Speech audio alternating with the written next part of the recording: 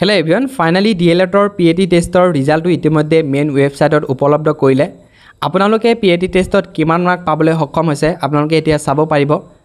So তাৰ উপৰিও এইটো ভিডিঅ'ত আপোনালোকক জনাম কেনেকৈ আপোনালোকে অনলাইন কাউন্সেলিংৰ কাৰণে পাৰ্টিসিপেট কৰিব, বাকি অনলাইন কাউন্সেলিং কেতিয়াৰ পৰা কেতিয়ালৈকে থাকিব, ডকুমেন্টছ কি লাগিব, বাকি এডমিশনৰ কাৰণে এডমিশন ফিজ কিমান হ'ব, সকলো মই ভিডিঅ'ৰ একেলগে জনাই থাকিম।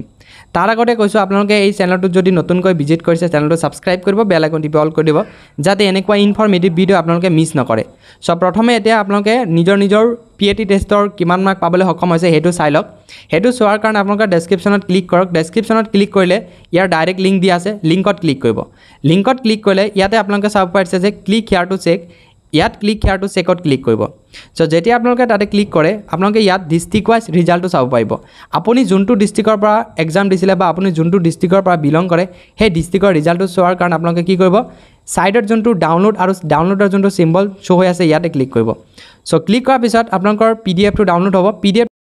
PDF টো ডাউনলোড হোৱাৰ পিছত আপোনালোকে নিজৰ ৰিজাল্টটো চাব পাৰিব। ইয়াতে চাব পাৰিছে যে প্ৰথম যোনটো ক্যান্ডিডেটে কিমান মাৰ্ক পাবলৈ সক্ষম হৈছে 79। বাকি এনেকৈ আপোনালোকে তলত স্ক্ৰল ডাউন হ'ব, বহুত ষ্টুডেন্ট আছে। সো সকলো ষ্টুডেন্টৰ ৰিজাল্ট আপোনালোকে চাব পাৰিব। বাকি যদি আপোনালোকে বেলেগ ডিস্ট্ৰিক্টৰ ৰিজাল্ট যদি আপোনালোকে চাব বিচাৰে তেনেহলে বঙাইগাঁও ডিস্ট্ৰিক্টৰ যোনটো ডাউনলোডৰ সিম্বল হয় ইয়াতে ক্লিক কৰিব। ক্লিক কৰিলে আপোনালোকে ধুনীয়াকৈ বেলেগ ডিস্ট্ৰিক্টৰ ৰিজাল্টটো আপোনালোকে চাব পাৰিব। সো এতিয়া আপোনালোকে যেহেতু ভালকৈ ৰিজাল্টটো চাব পাৰিলে, এটা কথাটো হ'ল যে আপোনালোকে অনলাইন কাউন্সেলিং কেতিয়াৰ পৰা ষ্টাৰ্ট হ'ব বা কেতিয়াৰ পৰা কেতিয়ালৈকে থাকিব বা ডকুমেন্টছ কি লাগিব। সো প্ৰথম যোনটো অপচন হয় আপোনালোকে ইয়াতে চাব পাৰিছে যে online counselling held from 3 PM 24 September to 11:59 PM to 27 September। So আপোনালোকক মাজত 3 দিন সময় দিছে। সো মই কি কৰিম, ধুনীয়াকৈ এখন শেডিউল আছে কোনটো তাৰিখত আপোনালোকক সাবমিশন কৰিব লাগিব, এডমিশন কেতিয়া হ'ব, বাকি আপোনালোকক ৰিজাল্ট আকৌ প্ৰথম ৰাউণ্ডৰ ৰিজাল্ট কেতিয়া ওলাব, যেহেতু আপোনালোকক জাস্ট স্ক'ৰ কাৰ্ডটোহে ওলাইছে। সো আপোনালোকে যদি ইয়াতে চাব বিচাৰে যে ডেট অফ ৰিজাল্ট ডিক্লাৰেশ্যন যেহেতু কৈছিলে যে আমি 23 তাৰিখত ৰিজাল্ট ডিক্লেয়াৰ কৰিম, ইতিমধ্যে আজি আপোনালোকৰ ৰিজাল্টটো যোনটো স্ক'ৰ কাৰ্ড হয় সেইটো আপোনালোকে চাব পাৰিলে। সো এতিয়া অনলাইন কাউন্সেলিং প্ৰথম ফেজ কেইবাখনো ইয়াতে ফেজ আপোনালোকক আপলোড কৰিব, কিন্তু প্ৰথম ৰাউণ্ডৰ যোনসকল ছাত্ৰ ছাত্ৰীয়ে ইয়াতে পাৰ্টিসিপেট কৰিব ৰঙাকৈ ইয়াতে ধুনীয়াকৈ লিখা আছে যে important it is mandatory for the candidate to participate in online counselling. আপোনালোকে যদি DLEDৰ এডমিশন কৰিব খোজে বা আপোনালোকে যদি এতিয়া মাৰ্কটো পাইছে প্ৰি এণ্ট্ৰি টেষ্টত কিমান মাৰ্ক পাইছে সেইটো মেটাৰ নকৰিব, কিন্তু আপোনালোকে অনলাইন কাউন্সেলিঙত পাৰ্টিসিপেট কৰিব লাগিব। এতিয়া কাট অফ কিমান যায় সেইটো বেলেগ কথা, কিন্তু আপোনালোকে যদি অনলাইনত পাৰ্টিসিপেট নকৰে পিছত যদি আপোনালোকে এডমিশন কৰিব খোজে তেনেহলে আপোনালোকক এডমিশন দিয়া নহ'ব।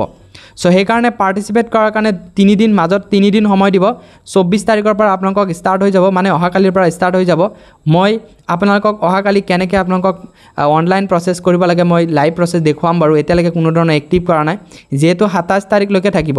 সো মনত ৰাখিব 24 তাৰিখৰ পৰা আপোনালোকক আৰম্ভ হ'ব, বাকি লাষ্ট ডেট আপোনালোকক কি কৰা হৈছে এই 27 তাৰিখ। এই 3 দিনৰ ভিতৰত যোনসকল ছাত্ৰ ছাত্ৰীয়ে প্ৰথম ফেজৰ কাৰণে এপ্লিকেশ্যন কৰিব বা আপোনালোকে কিমান মাৰ্ক পাইছে সেইটো মেটাৰ নকৰিব, আপোনালোকে সকলো কেণ্ডিডেটক পাৰ্টিসিপেট কৰিবলৈ আহ্বান জনাইছে। সো এতিয়া ৰিজাল্টটো আপোনালোকক প্ৰথম ৰাউণ্ডৰ ৰিজাল্টটো আপোনালোকক 30 তাৰিখত ঘোষণা কৰিব। 30 তাৰিখৰ ঘোষণা কৰাৰ পিছত আপোনালোকক আকৌ ফিজিকেল এডমিশনৰ কাৰণে ডকুমেন্টছ ভেৰিফিকেশ্যন ৰাখিছে।